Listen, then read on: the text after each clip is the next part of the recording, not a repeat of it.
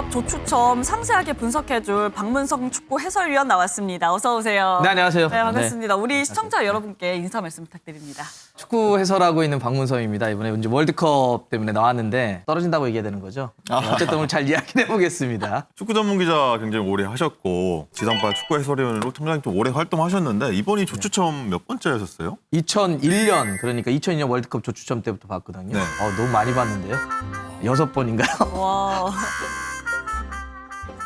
그런데 요즘 또 온라인 영상으로 많이 활약을 하고 계세요. 이번 네. 조추첨 또 온라인 라이브로 진행을 하셨어요. 저희 뭐 아무래도 관심 좀 많잖아요. 그래서 몇 분 좀 불러서 같이 봤는데 네. 우리 조가 뽑힐 때도 엄청난 리액션이 나왔지만 특히 일본이 나올 때도 일본. 만만치 않게 나왔던 기억이 이거 조추첨 전에 좀 내심 같은 조에 포함되길 바라는 좀 팀들이 좀 있었고 다들 아마 한 번씩은 예상했었을 것 같은데 다 어려운 팀들이지만 그나마 좀 이 팀이면 괜찮겠다 싶었던 예상조가 사전에 좀 이렇게 그려놓은 게 있으셨나요? 제가 딱 그렸다라기보다는 네. 그래도 딱 한 가지는 있었죠. 독일을 만나지 않았으면 좋겠어요. 포트 2의 독일. 네, 아무래도 이제 독일이 포트 2로 밀렸기 때문에 네. 독일이 들어가는 조는 무조건 죽음의 조다가 있어서 독일만 피하자. 사실 우리가 월드컵 본선에서 쉽게 상대할 팀은 없거든요. 그런 점에서는 독일을 피한 결과는 그나마 조금 다행이다. 그럼 여기서 또 우리나라 조편성 결과부터 우리 시청자 여러분께 소개를 해드리도록 하겠습니다. 우리나라는 맨 마지막 조 H조에 속했고요. 그리고 유럽에서는 크리스티아누 호날두의 포르투갈, 또 남미에서는 루이스 수아레스의 우루과이, 또 아프리카에서는 토마스 파티의 가나와 한 조에 묶였습니다. 이번 조편성 대체로 뭐 나쁘지 않다 이렇게 다들 평가하고 있는데 어떻게 보십니까? 대표팀의 공격수를 보고 있는 조규성 선수에게 직접 들었더니 최악은 피한 거 아닙니까? 라고 얘기는 하더라고요. 근데 이제 저는 그 말에 모든 게 담겨 있다고 봐요. 최악을 피한 거지. 우리가 월드컵 본선에서 만나서 쉽게 상대할 팀은 없죠. 지금 분위기가 마치 와 우리 너무 잘 걸렸다 이런 느낌도 있는데 그러지 않습니다. 우리가 좀 냉정하게 보자면 피파 랭킹이 29위예요. 월드컵 본선에는 32개 팀이 올라가기 때문에 현실적으로는 좀 아래에 있는 포지션을 갖고 있죠. 그러니까 준비를 잘하는 게 더 중요한 것 같아요. 일단 정말 최악은 피한 거지 쉬운 조는 아니다. 세 팀 중에서는 좀 이래저래 좀 가장 우리와 인연이 있는 건 포르투갈이 아닌가 싶습니다. 그렇죠. 역대 전적 1전 1승. 그 1승이 2002 한일 월드컵 20주년인데 올해 그때 우리나라가 조별리그에서 꺾었던 팀이 포르투갈이고요. 당시 포르투갈 선수로 뛰었던 벤투 감독이 우리나라 대표팀 감독으로 있는데 포르투갈 한번 어떤 팀인지 한번 소개해 주시겠어요? 스타가 너무 많아요. 호날두라고 하는 뭐 세계적인 네임드가 있죠. 뭐 나이는 지금 30 중반을 넘었지만 여전히 뭐 현역으로 잘 뛰고 있는 선수고 그 밖에도 뭐 브루노 페난데스라든지 조타라든지 주앙 펠릭스라든지 후뱅 디아스라든지 이게 이름을 다 얘기하기 어려울 정도로 너무 좋은 선수들이 많이 있는 팀이죠. 근데 이제 이렇게 화려한 팀이긴 하는데 문제는 이번에 본선에 올라올 때가 플레이오프를 통해서 올라왔고 힘들게 올라왔죠.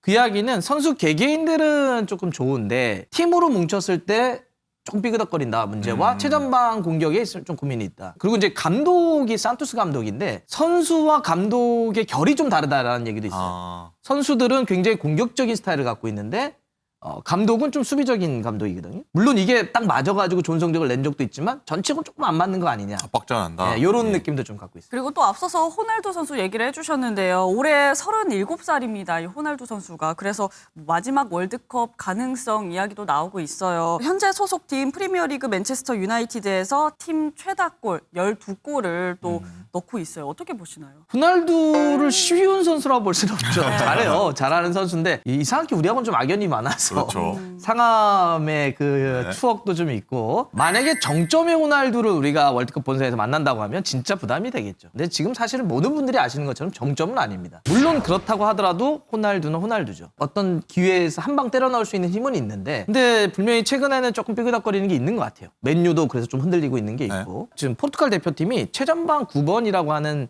위치의 스트라이커가 조금 부족한 느낌이거든요. 그랬을 때 호날두가 모든 걸 좀 약간 좀 책임져야 되는 느낌도 좀 있어가지고 쉽진 않겠지만 그래도 저는 비벼볼 만하다. 우리의 김민재를 중심으로 한 수비 라인이 그래도 한번 좀 싸워볼 만한 팀이 아닐까.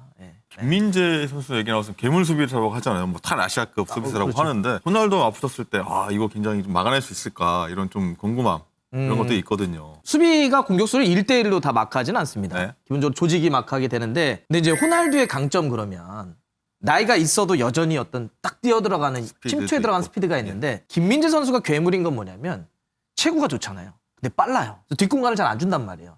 그러니까 이게 상성이 구도가 돼요. 호날두가 뛰어 들어갈 때 김민재가 같이 뛰어 들어가서 막아내는. 그래서 저는 되게 재밌을 것 같아요. 이 경기는. 피파 랭킹 8위가 보여주듯이 정말 세계적인 선수들이 많은데 뭐 이 선수는 좀 호날두 외에 좀 주목할 필요가 있다 하는 선수 소개해 줄 수 있으실까요? 아, 진짜 좋은 선수들이 많아요. 많은데 포르투갈 대표팀에는 이제 베르나르도 실바라고 이 선수가 이번 시즌 프리미어리그에서 맨시티에서 굉장히 중요한 역할을 많이 했단 말이죠. 물론 뭐 조타의 리버풀 너무 좋고 뭐 주앙 펠리시도 많이 올라오고 있고 브루노 페난데스도 여전히 뭐 폼이 좋으면 굉장한 선수이기 때문에 하긴 하지만 이번 시즌의 어떤 꾸준함이라든지 혹은 이 선수가 베르나르도 실바가 중앙이나 이선이나 측면까지 오갔을 때 그런 능력들을 놓고 보면 만만치 않거든요.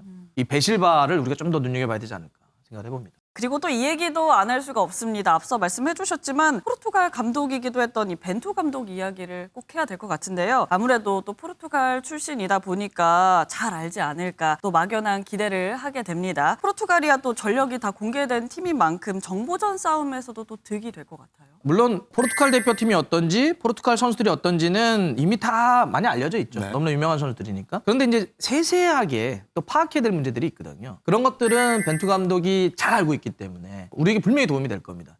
생각해 보세요. 우리가 바로 직전 월드컵 신태용 감독이 이끄실 때 보면 트랙이라고 하는 말 네, 유행이었잖아요. 유명했죠. 네, 뭔가 정보전을 쓰고 서로가 감출과 감추고 물론 우리나라 대표팀이 훨씬 더 감춰진 게 많을 거예요. 하지만 포르투갈 대표팀도 분명히 우리가 모르는 부분들이 있습니다. 그걸 벤투 감독은 알 수 있죠. 그 나라 출신이고 거기 국대고 거기 또 선수들을 가르쳤던 친구들이 있으니까 저는 분명히 도움이 될 거라고 봐요. 가령 뭐 포르투갈 선수의 뭐 어떤 선수는 심리전 뭐 예를 들어 뭐 여기를 좀 콕콕 찔러봐라 얘는 뭐 그렇게 심리전 말로 하거나 걸리면 얘는 좀 경기 중에 멘붕이 빠진다 이런 걸 알려줄 수도 있지 않을까 싶어요. 굉장히 중요한 포인트예요. 우리가 이제 예를 들면 2002년 월드컵 때 히딩크 감독에서 우리가 4강 했잖아요. 그때 예를 들면 이런 거예요. 이탈리아 경기를 딱 앞두고 히딩크 감독이 얼마나 디테일했냐면 우리나라 붉은 악마를 불렀다는 거잖아요. 그 관계자를 한번 연결해달라. 네네. 축구협회에. 왜 그러냐 그랬더니 이탈리아 친구들은 우리가 몸싸움을 걸거나 이랬을 때 거칠게 들어오는데 거칠게 들어오면 분명히 파울 장면이 나올 거고 그럼 심판이 어떤 판정을 할 것이다. 네. 그럴 때 붉은 악마에서 더 야유를 해라. 더 레드카드, 뭐 옐로카드를 얘기해라. 그러면 심판도 사람이기 때문에 자극을 받을 것이다. 네. 그러면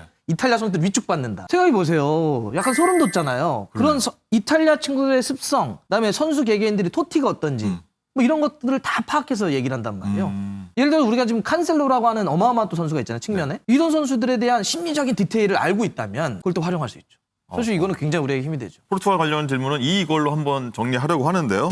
포르투갈이 우리조 H조 최강이긴 하지만 그럼에도 어게인 2002처럼 이길 수 있다. 하나, 둘, 셋.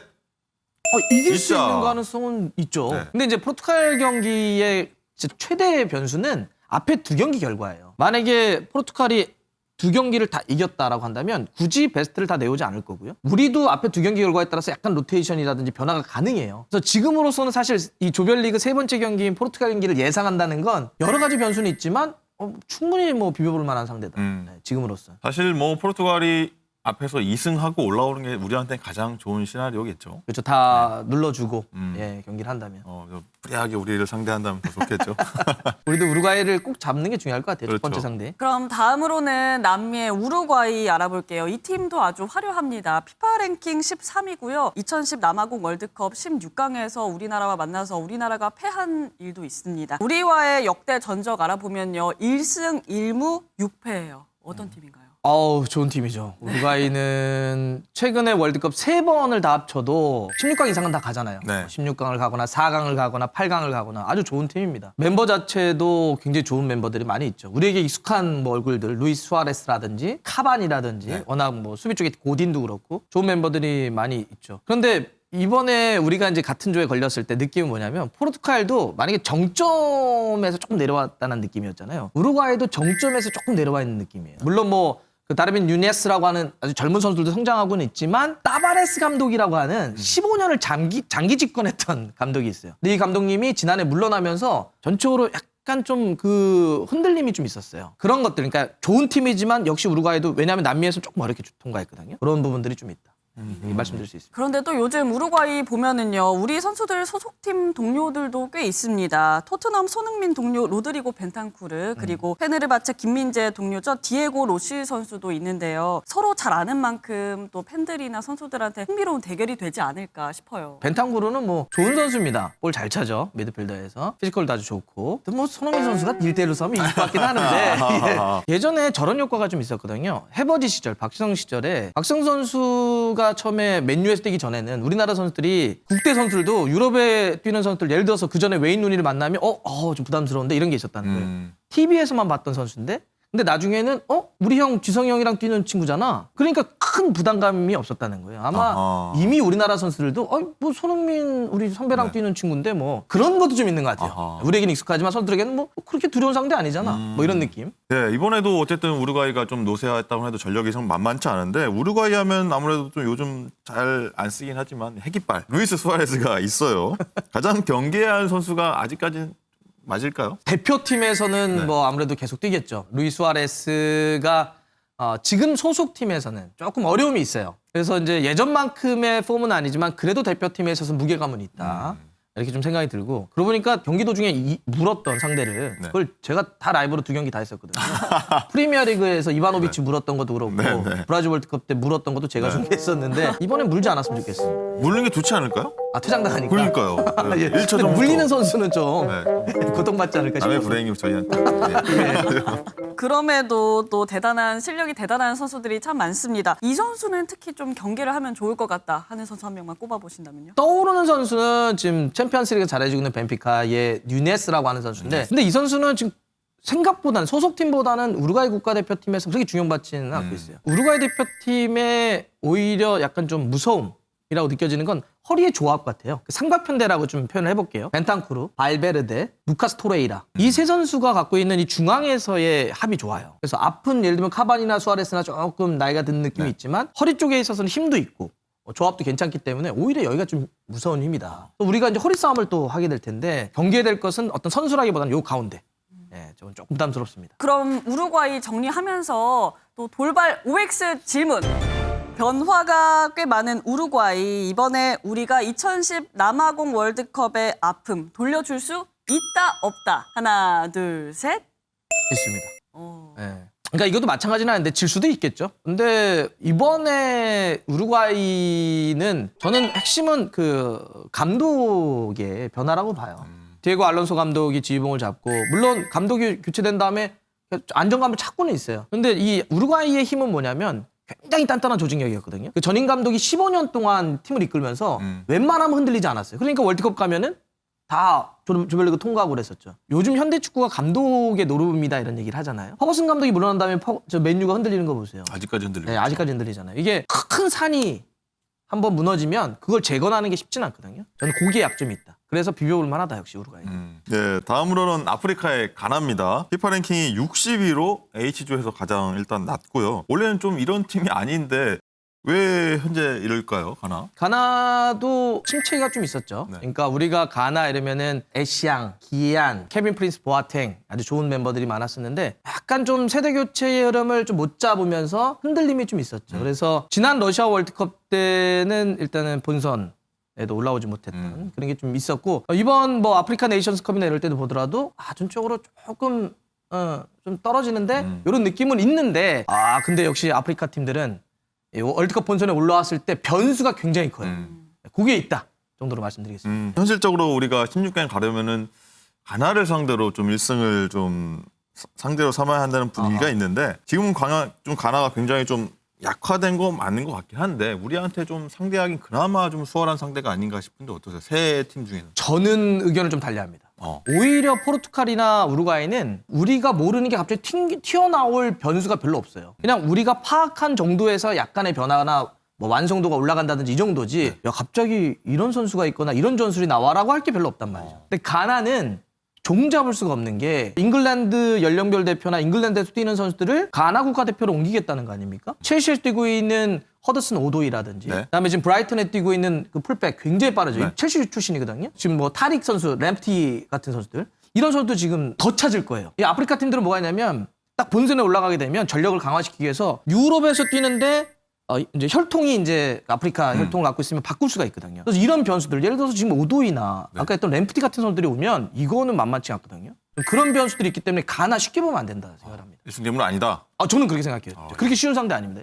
이게 우리가 알제리 한번 생각해 보세요. 브라질 그렇죠. 월드컵 때 알제리 되게 쉽게 봤거든요. 근데 실제로 알제리 뚜껑 딱 열었을 때 굉장히 셌단 말이죠. 맞아요. 저는 가나 그 가능성이 있다고 봐요. 그럼 유명한 선수들 외에 좀 이 선수 눈여겨볼 만하다 신예 선수 몇 가지 좀 꼽아본다면요? 맞습니다. 되게 중요한 포인트인데 네. 지금 우리가 지금 가나만 얘기하면 뭐 토마스 파티라든지 다 알려져 있는 아이유 형제라든지 네. 마마티라든지 이렇게 얘기를 하고 있단 말이에요. 근데 여기에 실제로 굉장히 무서운 비밀병기 같은 선수들이 있어요. 누군가요? 술리마나라고 하는 선수가 있는데 이 친구는 프랑스 렌에 뛰거든요.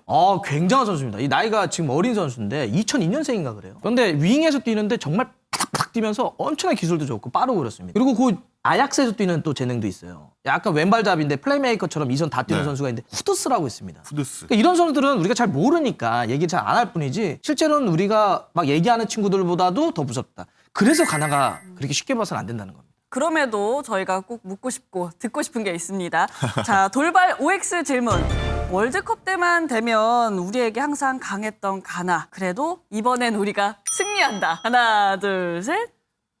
아니다. 스. 가나를 너무 좀 쉽게 보는 경향이 있어서 절대 그럴 수 없다라는 의미로 가나 그렇게 쉬운 상대 아닐 겁니다. 이렇게 우리와 같은 H조 분석을 한번 압축적으로 해봤는데 가장 중요한 거는 결국 우리가 어떻게 하느냐, 우리가 어떻게 해서 16강 갈 수 있냐 이거 아니겠습니까? 그렇죠. 이제부터 이 전망 한 번씩 알아보겠습니다. 먼저 경기 순서를 보겠습니다. 순서 자체도 굉장히 중요하거든요. 1차전 상대가 누구냐 이런 것도 중요한데 1차전은 우루과이입니다. 11월 24일. 그 2차전은 가나고요. 나흘 뒤인 11월 28일. 마지막 3차전은 포르투갈하고 하는데 12월 2일에 합니다. 16강 진출을 위한 어떤 이 경기 순서는 좀 괜찮다고 보십니까? 우루과이랑 첫 번째 경기하는 건 좀 괜찮다 봅니다. 가나는 너무 미지에 쌓여 있기 때문에 네. 가나는 한번 경기를 봐주는 게 좋아요. 포르투갈 가나 경기 한번 네. 보고. 다른 데는 아까도 했지만 포르투갈이나 우루과이는 다 패가 보여요. 네. 근데 가나는 패가 안 보이거든요. 그랬을 땐 첫 경기를 보고 가나 두 번째. 아하. 저는 요 경기 순서는 잘 짜였다. 맞아요. 좀 방심하지 않는 게 중요할 것 같은데 그렇지만 또 미국 스포츠 채널 ESPN에서는요. H조의 16강 진출팀을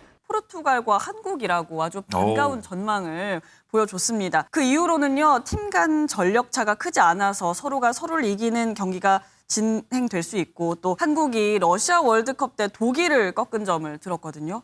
이 전망에는 동의를 하시나요? 일단 뭐 고맙습니다. 네. 이렇게 해주면 좋죠. 네. 우리 선수들도 더 자신감도 가질 수 있으니까. 그런데 이제 저희도 이렇게 뭔가 외신을 가져올 때는 우리가 기분 좋은 걸 가져오는 거 아닙니까? 그렇습니다. ESPN 말고 우리가 16강을 못 간다라고 하는데도 꽤 되거든요. 그렇죠. 그런 데는 우리가 인용을 안 할 뿐이죠. 그러니까 이런 것도 우리는 좀 냉정하게 지켜볼 필요는 있다. 희망 뉴스입니다. 하지만 뭐 ESPN 감사합니다. 예. 그러면 지금까지 좀 분석을 해봤는데요. 돌발 OX 질문. 대한민국 12년 만에 조별리그 통과, 그러니까 16강 진출 가능하다, 아니다. 하나, 둘, 셋. 여기 흑백을 좋아하셔가지고 네. 갈라치기 저는 뉴스. 안 된다고 보겠습니다. 어우. 근데 현실적으로도 이렇게 생각해요. 저는 이걸 만약에 우리가 올라갈 확률이 얼마나 되냐라고 하면 49%, 떨어질 확률 51%라 봅니다. 쉽지는 않아요. 그러니까 이게 지금 이번 딱 조추첨 나왔을 때 반응들은 그러니까 최악을 면한 거잖아요. 근데 마치 어떤 느낌이냐면 만약에 이제 32개 팀이 출전하니까 빌딩을 32층을 걸어 올라간다고 생각해봐요. 엄청 힘들잖아요. 엘리베이터 안 타고 걸어 올라가면 정말 다리에 후두두루 거릴 겁니다. 네. 근데 우리가 그거 정도는 아닌데 한 25층 정도로만 올라가도 되는 거예요. 그러니까 와 32층 안 올라가도 되는구나. 25층이면 낫지. 그렇지만 25층도 올라가려고 그러면 이거 쉽게 못 올라갑니다. 네. 그 정도로 월드컵은 쉽지 않아요. 사실 우리가 조금만 기억을 되짚어보면 2002년 월드컵 4강 전까지는 수많은 월드컵에서 우리가 본선에서 다 1승도 하지 못했어요. 그리고 2002년 월드컵 이후에도 정말 험난했던 월드컵 본선입니다. 다 기억하시겠지만. 이번에도 우리가 어떻게 이 월드컵을 쉽다라고 이해할 수 있을까? 물론 그런 의미에서는 49%의 희망을 갖겠지만 51%의 경계를 하자. 그런 점에서 저는 X를 드리겠습니다. 프리미어리그 만약 유럽 리그 같은 경우에는 이제 시즌 한창 시작될 때 이제 경기에 이제 대회에 들어가고 보통 시즌 끝나고 나서 지친 상태에서 월드컵을 예년 같은 거 했는데 우리나라 같은 경우는 또 이제 시즌 한창일 때 월드컵 들어갔는데 이번에는 또 K리그가 거의 막판에 끝나고. 저희하고 완전 반대가 돼버렸는데 이런 몸 상태 컨디션 측면에서는 어떻게 좀 작용할까요? 그건 변수가 될 것 같아요. 네. 예를 들면 우리는 이제 K리그가 다 끝난 다음에 네. 거의 끝자락에 이제 되는데 유럽은 시즌을 하다가 멈추고 월드컵하고 끝나면 또 재기하는 느낌이거든요. 그렇죠. 근데 좋을 수도 있지만 변수가 시즌을 한참 하다 보면 부상 변수 같은 게 생길 수가 있죠. 그래서 이거는 어떻게 될지는 왜냐하면 회복할 수 있는 시간 여력이 별로 없어요. 그래서 요거는 좀 변수가 될 것 같다. 물론 저는 개인적으로는 최고의 선수들이 최고의 몸 상태로 월드컵을 치렀으면 좋겠어요. 축구 팬의 입장에선 결과를 떠나서 최고의 축구 플레이를 보는 게 저에게는 즐거움이니까 축구 그렇죠. 팬들에게는 그랬으면 좋겠지만 부상 변수라고 하는 건 발생할 수밖에 없다. 네, 이렇게 좀 보입니다. 이런저런 변수까지 얘기 많이 나눠봤는데 가장 중요한 것은 우리가 정말 잘해야 되지 않을까 싶은데 우리 대표팀 또 이번 월드컵 최종 예선을 좀 처음엔 걱정을 좀 했는데 결과적으로는 좀 순탄하게 잘 통과를 했습니다. 앞으로 8개월 정도 남았는데 대표팀 어느 정도 어디를 좀 보완을 해야 될까요? 크게 보면 한 두 가지 정도가 있을 것 같아요. 하나는 일부 포지션에 조금 더 경쟁력을 끌어올려야 될 때가 있을 것 같습니다. 최전방에 예를 들면 황의조와 조규성의 경합을 통한 더 경쟁력을 끌어올려야 될 것 같아요. 황의조 선수가 이번에 최종 예선 과정에서 골이 없었고 네. 조금 흔들림이 있었기 때문에 어차피 우리 이기려고 한다면 16강 가려고 한다면 골을 넣어야 되니까 최전방의 문제, 중앙 미드필더의 조합의 문제, 양쪽 풀백에 좀 더 보강. 이런 식의 이제 그 포지션별로 좀 보강이 필요할 거. 두 번째는 정보전이 되게 중요할 것 같아요. 네. 조추첨 이제 상대 세 팀 나왔잖아요. 알고 있는 거 말고 좀 디테일하게 꺼내서 우리가 대비할 문제들이 있을 거거든요. 남은 시간 동안 얼마큼 정보전. 그래서 축구협회가 중요합니다. 그런 자료들, 정보전 이런 걸 대비해서 벤투 감독을 총력적으로 좀 도와야 되는 게 있어야 될 것 같습니다. 벤투 감독의 빌드업 축구 또 우리만의 축구를 월드컵에서 과연 펼칠 수 있느냐 기대감도 많이 있는데 뭐 물론 위원님께서도 아까 그런 축구를 보고 싶다고 하셨는데 가능할까요? 지금은 더 이상 돌아올 수 없는 다리를 걷는 거죠. 벤투 감독은 자기의 축구를 계속 갈 겁니다. 그러려고 어찌 보면 수많은 비판 속에서도 자기의 한계를 갔던 거죠. 그게 지금 결과적으로 나타나고 있기 때문에 이제는 돌아올 수도 없을 뿐더러 저는 지금 가고 있는 길에서 성공했으면 좋겠어요. 바람. 우리가 그동안 해왔던 축구가 항상 약간 좀 아시아 국가들이 월드컵 본선에서 물러났다가 카운터 치는 거였는데 한 번쯤은 우리가 준비한 대로 우리가 주도하는 경기도 이제 해야 될 때가 왔다. 점이고요. 또 하나는 그동안 이제 우리가 월드컵 앞두고 항상 감독들을 흔들어서 낙마시켰단 말이에요. 맞아요. 월드컵 1년 앞두고 6개월 앞두고 혹은 뭐 얼마 앞두고 그게 반복되어 왔는데 한 감독으로 이렇게 쭉 어쨌든 준비해 와서 잘 왔잖아요. 월드컵을 4년을 모릅니다. 왔죠? 네. 성공할지 실패할지 모르겠지만 그런 점에서는 한 번쯤 우리가 성공했으면 좋겠다. 그래서 이런 어떤 전철을 좋은 어떤 선례를 잘 만들었으면 좋겠다 생각이 듭니다. 그럼 끝으로 한국 축구 그리고 우리 축구 팬들에게 당부하고 싶은 이야기 하면서 마지막으로 인사 나눠볼게요. 많이 즐겨 드셨으면 좋겠어요. 월드컵 축제잖아요. 평상시에는 이제 아마 더 축구 축제가 안방에서 펼쳐집니다. 가까운 데서. K리그 막 사랑해 주시고 많이 보시다가 4년에 한번 탁 축제 한번 열리니까 그런 마음으로 좀 즐겨주셨으면 좋겠고 아까도 말씀드렸던 것처럼 이번에는 저는 개인적으로는 다른 축구에 대한 기대예요. 우리가 월드컵에서 이런 축구를 할 수 있다고? 혹은 해냈구나라고 하는 걸 경험했으면 좋겠어요. 팬들도 그런 기대감을 갖고 끝까지 응원해 주셨으면 좋겠습니다.